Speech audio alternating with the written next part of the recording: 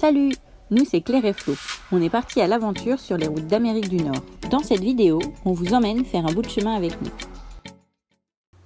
On quitte le canyon de Chaco pour les Beastie Badlands. Donc c'est des Badlands du Nouveau-Mexique, mais ça ne va pas confondre avec les Badlands National Park qui se trouvent dans le Dakota du Sud. Et pourquoi on est là alors que c'était pas prévu? Et parce qu'on attend toujours notre colis à Bluff, mais surtout parce qu'on a vu une magnifique photo de cet endroit quand on était à Durango en train d'attendre le train. Et qu'on s'est dit qu'il fallait absolument qu'on aille voir ça.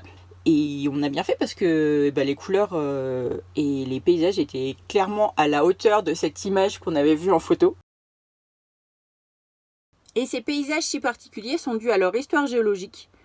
Donc en gros, il y a longtemps, à peu près au temps des dinosaures, cette zone c'était un delta marécageux et il y avait des mouvements d'eau qui apportaient et déposaient des sédiments.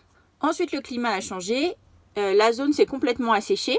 Et donc les sédiments ont été recouverts par une couche de roches plus dure. En gros, c'est du grès. Et après, il y a environ 25 millions d'années, il y a la création du plateau du Colorado qui a entraîné un soulèvement des couches sédimentaires. Ça a fracturé la couche de grès protectrice et ça a donc laissé le vent et la pluie sculpter toutes ces formes étranges et ça a laissé apparaître des super couleurs. Donc le rouge, on a appris que c'était du fer oxydé et que le vert, c'était du fer non oxydé. Et les autres couleurs, on n'en sait rien. L'autre truc cool de ce lieu, c'est que c'est géré par le BLM, donc le Bureau Land of Management. Et donc l'accès est gratuit. Petit inconvénient, c'est que les chemins sont pas balisés et que le plan du parc au début, il n'est pas très clair. Il est à moitié effacé par le soleil en plus. Mais heureusement pour nous, on avait la carte du coin dans notre application Maps.me. Donc là, il y avait bien les chemins de balade dessinés avec les points d'intérêt comme les œufs d'alien ou le bois pétrifié. Et donc on avait prévu une boucle de 2 heures. Sauf qu'au final, on y est resté presque 5 heures. Parce que on voulait toujours aller voir ce qu'il y avait derrière la colline, la forme trop cool là-bas, la couleur un peu bizarre. Et on n'a pas vu le temps passer. Conclusion, on est rentré, il faisait presque nuit. Mais l'autre truc cool du BLM, c'est que tu peux dormir sur place gratuitement. Donc soit sur le parking, soit sur un des petits emplacements, des emplacements un peu nature qu'il y a tout autour. Et donc ça nous a permis de pas se prendre la tête avec où on allait dormir le soir, d'être complètement détendu. Et sincèrement, je pense que ça reste ce sera probablement, parce que le voyage n'est pas fini, mais l'un de nos meilleurs souvenirs du voyage, quoi. En plus, c'était pas prévu, donc au top. On a changé d'état depuis hier soir, on est arrivé dans l'Arizona. Alors c'est rigolo parce qu'on s'attendait à quelque chose de très sec avec des cactus, tout ça. Et en fait c'est super vert, il y a plein de sapins, des montagnes et de la neige. Ça ressemble plus au Colorado, c'est rigolo. Et on se dirige vers le canyon de... Alors sur la carte ça s'écrit Chelly, C-H-E-2-L-Y. Sauf que pour en avoir parlé avec des Américains, eux ils disent canyon de Che. Les 2 L et le Y, je sais pas ce qu'ils en font. Mystère. En tout cas, c'est super beau. Bon, la belle végétation, ça n'a pas duré longtemps. Et plus on s'est approché du parc, et plus on a retrouvé la végétation désertique auquel on s'attendait en Arizona. Le parc du canyon de Chelly, il est divisé en 2 canyons. Le canyon del Muerto, c'est celui par lequel on a commencé. Et on a commencé par celui-là parce que, d'après notre guide, c'était le moins spectaculaire.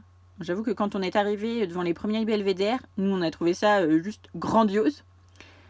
Et la seule petite différence qu'on a trouvée entre les 2 canyons qui jouaient sur la beauté du lieu, c'est que dans le canyon del Muerto, on n'a pas vu de rivière, alors que dans le canyon de Chelly, il y a encore la rivière et c'est vrai que ça apporte un petit plus. Et le truc qui nous a surpris dans ce parc, c'est qu'en fait, il n'y a pas de vraie balade à faire à pied. En gros, il y a une route qui fait le tour des 2 canyons.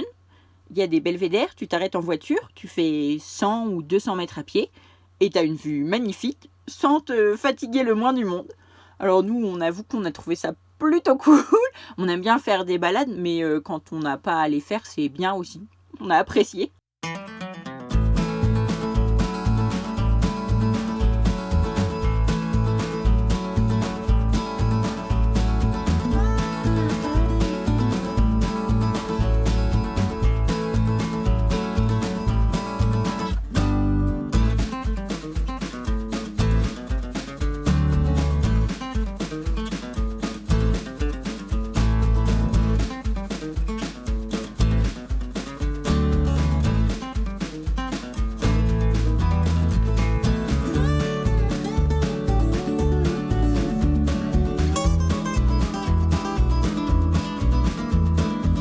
Et le dernier belvédère, celui qu'on a trouvé le plus beau, c'est celui du Spider Rock, tout au bout du canyon de Chelly. Et il y a une légende Navarro qui raconte qu'en haut de ce rocher vit une femme araignée qui enlève les enfants passage pour les dévorer.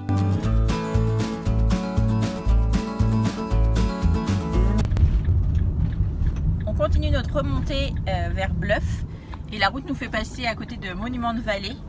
Donc on va pas payer pour faire l'overloop à l'intérieur du parc parce que c'est pas un national park, c'est sur les terres Navarro, c'est payant en plus.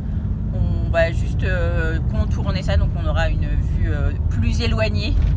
Et sinon, pour ceux qui veulent traverser, c'est 20 $ par véhicule, mais il faut que celui-ci fasse moins de 20 pieds. Et nous, il fait plus de 20 pieds, donc on est obligé de payer un taxi 4x4 en plus des 20 $. C'est pour ça qu'on ne le fera pas. Et sinon, on peut aussi aller voir juste le belvédère avec il y a un magasin de souvenirs, un truc comme ça, et une jolie vue, et ça c'est 8 $ par personne. Donc on ne sait pas trop encore si on va le faire, on verra ce qu'on voit de la route.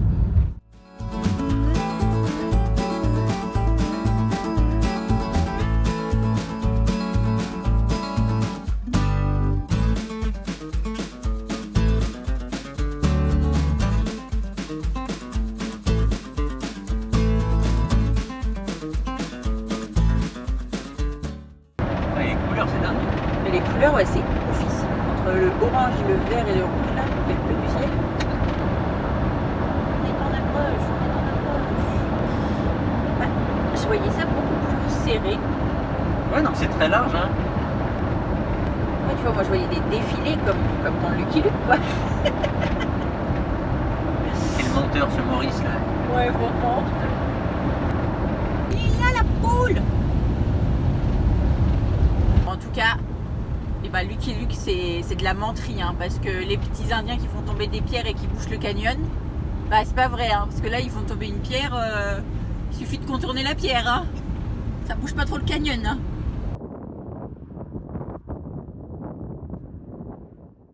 Alors maintenant, il va falloir qu'on trouve le point du film de Forrest Gump. Voilà. Mais comme on a soit pas vu ce film, soit vu il y a très longtemps, on n'est pas sûr de trouver le bon point. On s'arrêtera là où il y aura des gens qui s'arrêtent et qui se prennent en photo au milieu de la route. Là, je me méfierais des Indiens. Ah bah oui, mais il est là le canyon de Lucky Luke. Et eux, ils prennent un bout de bois, là, ils font levier et hop, la pierre. et hop les cailloux torrents. Ils viennent chez le truc. Et ils le font derrière aussi pour pas qu'on puisse faire demi-tour, évidemment. Oui, sinon on fuit comme au Mexique, marche arrière toute. On est devenus des pros nous, maintenant. Ouais.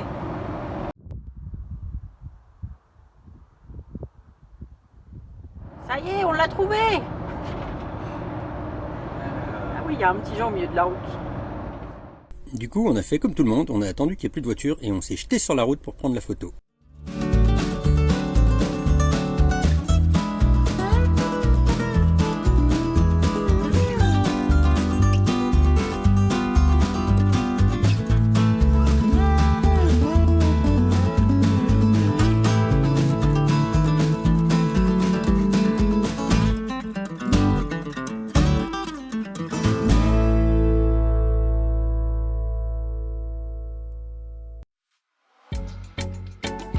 Voilà, le chemin s'arrête ici pour aujourd'hui. Si vous voulez continuer le voyage avec nous, n'oubliez pas de vous abonner. Si la vidéo vous a plu, vous pouvez liker, laisser des petits commentaires, ça nous fait toujours plaisir de vous lire. Et on se retrouve très bientôt pour continuer le voyage ensemble.